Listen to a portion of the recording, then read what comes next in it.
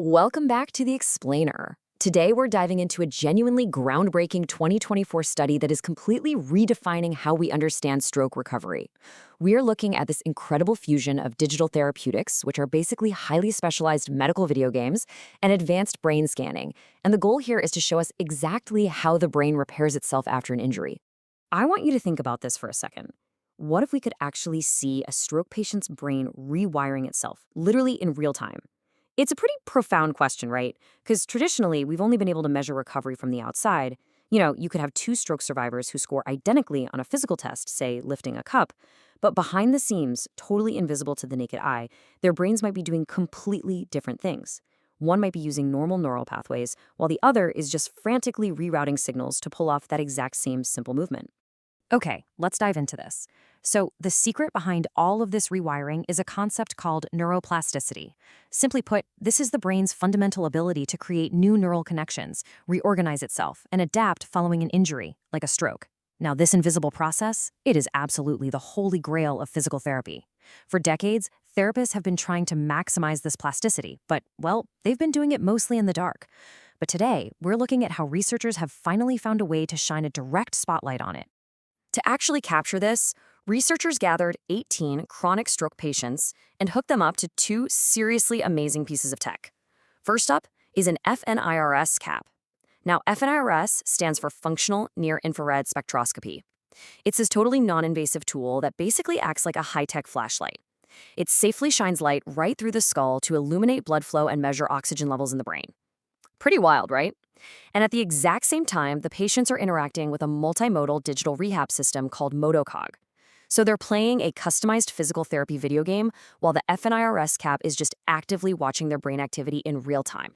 Let's look at exactly what these patients were doing during the study. They actually performed 4 very specific digital rehab tasks: operating a gas stove, watering a garden, hitting a target, and turning off lights.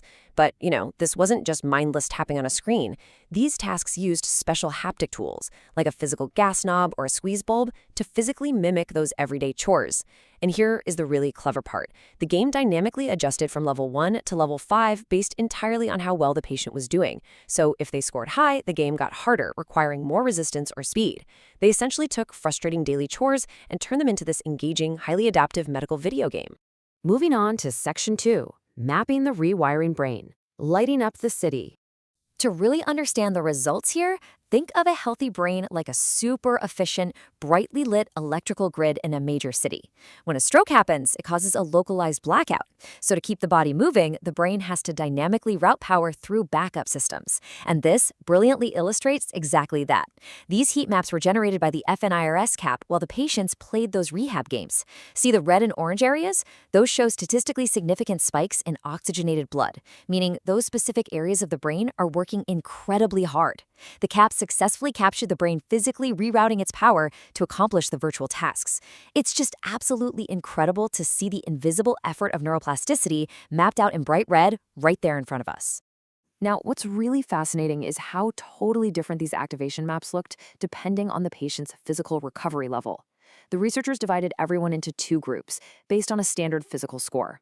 For the patients with notable to full function, meaning, their arms moved pretty well, their brains looked incredibly calm, just efficient, well-lit highways with really targeted activation. But for patients with limited function, oh man, it was a completely different story. Their brains showed diffuse hyperactivity. Basically, they were furiously utilizing backup areas all over the place, heavily relying on the brain's backup generators, areas like the contralateral prefrontal cortex and supplementary motor areas. They were physically struggling, and their brains were working massive overtime just to do something like squeeze a digital water bulb. Which brings us to Section 3, the predictive breakthrough, when physical scores meet brain data. All right, this brings us to the absolute aha moment of this explainer. The researchers asked a really brilliant question. What happens if we feed both the physical scores and the brain scans into an artificial intelligence machine learning model? But first, we gotta see how these tasks measure up on their own. When comparing just the video game task scores to the patient's actual real-world upper limb function, the watering the garden task was the absolute physical MVP. It had a massive 0.78 correlation with traditional physical tests. It involved grasping and releasing motions, which are notoriously tough for stroke survivors, for sure. But here is the catch. Even with a high physical correlation, a great physical score on watering the garden still leaves doctors guessing about the patient's actual underlying neurorecovery. Because as we just saw, a patient could get a good physical score, but only by completely exhausting their brain's backup generators. So, the researchers did something super smart. They fed the algorithm the physical task scores, plus the invisible brain data, specifically the blood flow data in the brain's primary motor area. And the result? 83.3%. By combining the behavioral score with the cerebral hemodynamic data, the machine learning algorithm's ability to accurately diagnose and classify a patient's true motor function severity absolutely skyrocketed to 83.3%. Let's look at how this builds a massive case for changing medicine entirely. Take the gas stove operation task, for example. If a doctor tried to diagnose a patient's true functional level using only their score from turning that digital gas knob, they'd be right just 44.4% of the time. That is literally worse than a coin flip. But by simply adding the fNIRS cap's invisible brain signals into the math, that accuracy nearly doubled to 83.3%. So that answers the big so what perfectly. We just can't rely on only watching a patient move anymore. We have to actually watch their brain moving the patient. And that takes us right into our final section, the personalized future, brain-centric rehabilitation. So why does all this really matter? Well, if you or a loved one has ever navigated the complex, honestly exhausting road of post-stroke rehabilitation, you know firsthand how daunting it can be.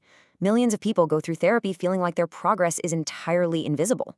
But the crucial takeaway here is this. We are on the verge of totally transforming stroke recovery.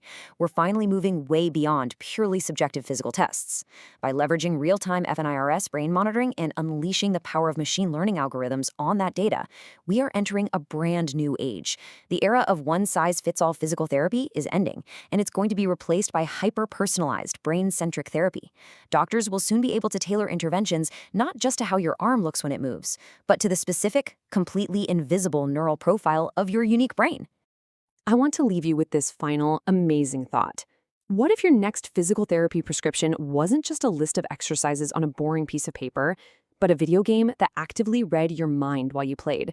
A system that could dynamically adjust its difficulty based not on your muscle strength, but on exactly how hard your specific neural pathways were firing?